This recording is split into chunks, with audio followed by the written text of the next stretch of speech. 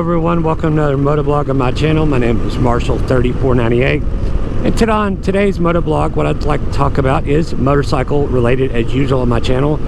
And that topic is something I'm still searching for that perfect adventure bike to have as a forever bike, and I think I may have found it. Well, so today's motovlog is going to be about comparing that versus my 22 Kawasaki KLR 650, and that is the 2023 KTM 890 Adventure, not the R, the regular Adventure. And I say that because 44 Teeth about 3 weeks ago, and a couple other channels, they went on a big launch in Portugal about the changes to the regular Adventure. And there's about 5 main things that I really like that the Adventure has. And there's some other little differences that I've noticed when I've looked up all the KTM stuff. One, the KTM main thing is the weight that I want it to be at. It's still under 500 pounds, which is not light for an adventure bike, but compared to like a GS or one of the new Africa Twins at like 550, little under or a little over 550. You know, you're like 75 pounds lighter. The gas tank thing down low, that carries like 65% of its fuel, which lowers the center of gravity, which makes it feel even lighter than what it is. Another good plus. They updated the electronics, the TFT. It's basically like the KTM version of what's on the Norton. Instead of just like, you know, all the graphics look crisp and vivid, and it looks really good. You know, lots of detail. The menu system compared to like other bikes with TFT is very simple and very kind of, I wouldn't say basic, but it's a simple layout and intuitive, and it looks like it would be pretty easy to figure out. Like the KTM and the Norton, it's just a KTM thing. Triumph does it too, but I don't know why other bike manufacturers don't do this. All the switchgear is backlit. So at night, even though the KTM doesn't have a whole lot of buttons, at night it'll be easier to navigate through that. And you know, that's not a big deal when it's just horn, turn signal, stuff like that. But if you're activating the cruise and want to change the heated grips or other stuff that's not just a one press, that makes life a lot easier, I think. My other bike, my Yamaha FJR 1300, I've tried to raise the windshield up at night, and I've like turned the high beams on just because I don't know what I'm pushing unless I'm under a street light.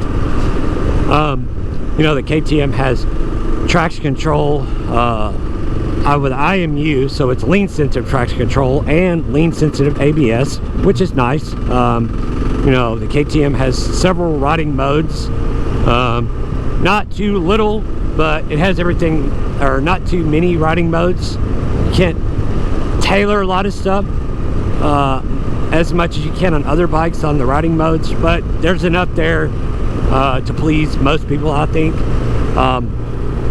It also, you know, the KTM, now it comes with a good, some people call it a 50-50 tire. It looks more like a 70-30 to me. It's the same tire that comes on the new Yamaha Tenere 700, the Pirelli Rally Scorpion STR, I think that's what the tire is, and those wheels are tubeless, unlike some other middleweight adventure bikes. The bike makes 105 horsepower, but it still gets like almost 60 miles a gallon, which is awesome, even though sadly, like most KTMs and BMWs, pretty sure you have to use 93 octane, but it is what it is. But the only really negative that I found with the KTM is, you know, is the KTM reliability really good? I think so, it is. You know, every manufacturer is going to have their little quirks and weird stuff that happens. I know somebody on a channel that I watch that has over 60,000 miles on a 2015 KTM 1290 Super Adventure S, and that's a lot of miles and not a lot amount of time. So I feel pretty decent about the reliability. Plus the bike, I think, comes with a 2-year instead of a 1-year unlimited mileage warranty, which is good. So most of the stuff that could happen with the bike, even though it's going to be a refresh, they redesigned some of the bodywork on the sides on the KTM so that headlight doesn't really stick out and look like just, you know, looks like it doesn't fit. That made a big difference to me. They've redone the windshield. They've made lots of little changes that add up to a bigger change. And another thing they did is, I think, I haven't heard that specifically, but I think on the 2023 KTM 890 Adventure, the regular one, not the R, I think what they've done is they put the Norton spring and forks and rear shock set up on it.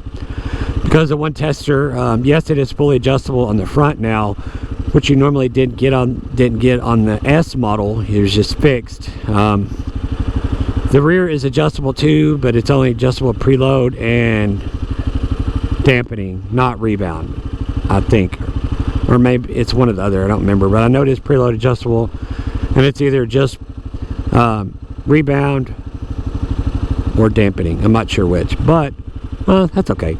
But you know, the bike's the weight is at a good place. I think it's not too heavy, it's not too light, so it should have good road manners on interstate speeds and not get moved around too much by you know, bigger vehicles and stuff.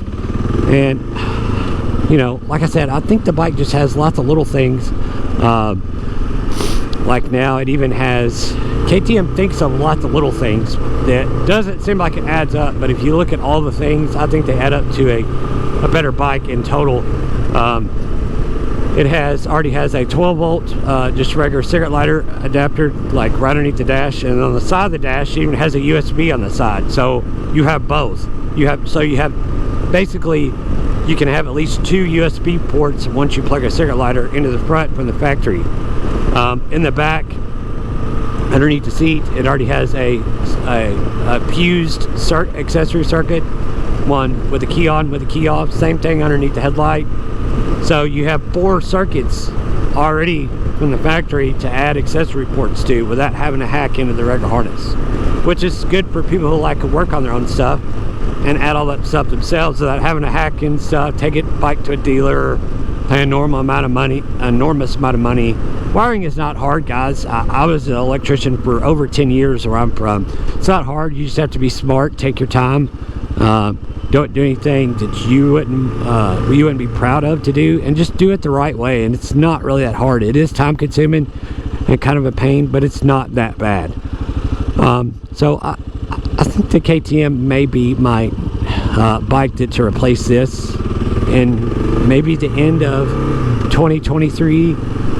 I mean, yes, there are other bikes out there, but KTM, at least right now, seems to check a lot of the boxes and just be a really nice bike. I think that somebody like myself who wants to do more adventure riding could really enjoy for a long time to come. So on that, guys, let me know what you think about the new KTM coming out.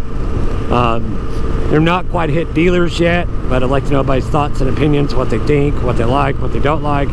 And on that, guys, ride safe and have fun. We'll see you on the next one. See ya.